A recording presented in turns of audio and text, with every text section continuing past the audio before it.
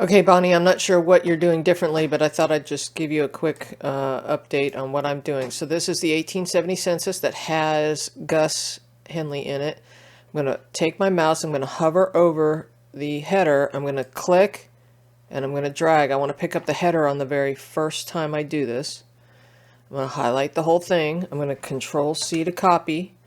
I'm going to open up my Excel spreadsheet. I'm going to go into B2 because I want to be able to put some header stuff up here. I'm going to right click, paste special as text, and hit OK. And there it is. And then I can highlight this column. I can come over here to filters, filter, and now I've got all these filters in here. I can then just search for, I think it's Henley in this case. No, it was Gus. That's why it didn't show in this particular one, because the names were reversed.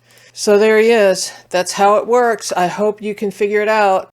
If you want the step-by-step instructions, you can get it on the website under handouts. I'll send you this link as well. It's like $5 if you want all the little details all written out for you. All right, good luck.